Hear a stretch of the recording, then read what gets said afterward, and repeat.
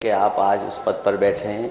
मैं अपनी तरफ से, समाजवादी पार्टी की तरफ से और जितने भी हमारे विपक्ष के नेता हैं उनकी तरफ से मैं आपको बहुत बहुत बधाई और बहुत बहुत मुबारकबाद देना चाहता हूँ। नेता सदन ने बहुत सी चीज़ें विस्तार से आप रखी हैं, मैं अपने आप को भी उससे संबद्ध करता हूँ। और वहीं ये लोकतंत्र को मजबूत बनाने के लिए जो परंपरा चाहता था वो छिप जाया करता था, वो स्पीकर नहीं बनना चाहता था। और इसी लोकतंत्र को बचाने के लिए न जाने कितने स्पीकर कुर्बान हुए होंगे। लोकतंत्र की परंपराएं रही हैं कि सर्वसम्मति से ही अध्यक्ष चुना जाता है। मुझे खुशी है कि उस पद पर आप बैठे, उस पद को शोभित कर रहे हैं जहां करते हुए संसदीय इतिहास कायम किया है, जहां आप लगातार एक क्षेत्र से जीत करके आए। ऐसे बहुत सारे कम लोग होते हैं जो लगातार एक क्षेत्र में जीतते रहे, जनता के बीच में लोकप्रिय हो। और ऐसे सदस्य जिनको हम पाकर के खुश हैं, जिनका बहुत बड़ा अनुभव रहा है। आप सदन में कई मौकों पर कई समितियों के सदस्य रहे हैं, जो मुझे बायोडाटा मिला है आपका।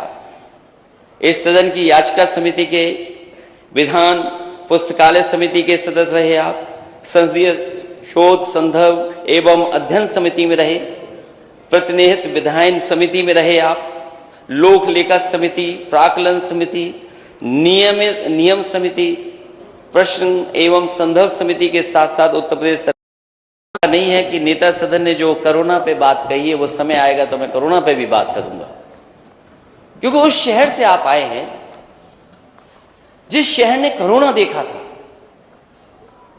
और कैसा कोरोना देखा था, उस शहर के सेविंग अकाउंट बता सकते हैं कि अगर देश में सेविंग अकाउंट से पैसा कहीं अगर सबसे ज्यादा निकाला गया था तो वो कानपुर शहर था, आपका शहर था। इसलिए वो बहस का समय नहीं है अभी तो केवल हम इतना कहना चाहते हैं विपक्ष के होने के नाते कि समय समय पे आपके संरक्षण की जरूरत पड़ेगी, और जितना आप विपक्ष को मौका देंगे उतना लोकतंत्र मजबूत होगा। महोदय, ये बात तो मुझे पहले जानकारी करनी थी, आपने प्रयास नहीं किया ना। और मुझे खुशी है कि अध्यक्ष ऐसे हमारे बने हैं कि अब जब कभी विदेश यात्रा होगी तो भूलेंगे नहीं हम लोगों को। ये ना करना कि राइट वालों को बिठा करके ले जाएं आप। हालांकि राइट में कुछ ऐसे सदस्य हैं वो विदेश नहीं जाना चाहते, और सही बात है तो सही बात है,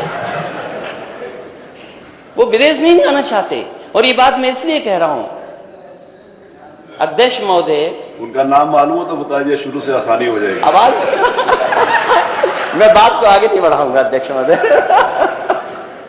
मैं इस बात को इसलिए कह रहा हूं कि विदेश जाने का कुछ लाभ भी है।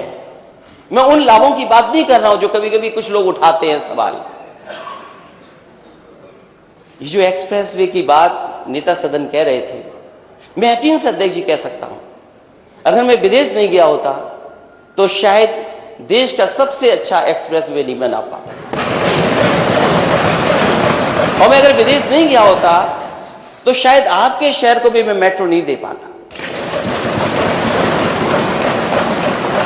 और जब मैंने विदेश की बड़ी बड़ी इमारतें देखी, आज तो हम ये जो इमारत जिसमें बैठी है ब्रिटिश जमाने की है, ये हमारी आपकी नहीं बनाई हुई है, किस जमाने में बनी थी। और मुझे खुशी है इस बात की कि चाहे हमने ब्रिटिश परंपरा को निभाया हो। आप अध्यक्ष जी, आप उस पद पर हैं, हम आपसे बहस नहीं करेंगे, क्योंकि सच्चाई आप भी जानते हो, सच्चाई मैं भी जानता हूं। और जो सदस्य बोल रहे हैं अध्यक्ष जी, इनको कमरे में आकर बुला करके बता देना। अध्यक्ष महोदय, जो माननीय सदस्य बोल रहे हैं, मैं आपसे कहूंगा कि अपने कमरे में बुला करके उन्हें दिखा दीजिए, तो शायद मेरी बात का यकीन न माने, आपकी बात का यकीन मान जाएंगे। मैं इन्हीं शब्दों के साथ, मुझे खुशी है इस बात की कि एक बहुत अनुभवी व्यक्ति और एक ऐसे अध्यक्ष का मुझे बधाई और धन्यवाद देने का मौका मिला है जो समय और आज की परिस्थितियों को समझते हैं। वो जानते हैं हम दुनिया में कहाँ खड़े हैं, वो जानते हैं कि हमें कितने कठिन रास्ते आगे तय करने हैं। जिस प्रदेश में और जिस प्रदेश ने इतने प्रधानमंत्री दिए उस प्रदेश का नौजवान अगर फांसी पर लटक जाए, वहीं हमारी जिम्मेदारी ये बनती है अध्यक्ष महोदय, आपके दिशा निर्देश में उत्तर प्रदेश कैसे खुशहाली और तरक्की के रास्ते पर जाए। मैं आपको बधाई देता हूं, मुबारकबाद देता हूं। एक ऐसे अध्यक्ष को पाया है जो हंसमुख है, जो हम जैसा ही हंसता है।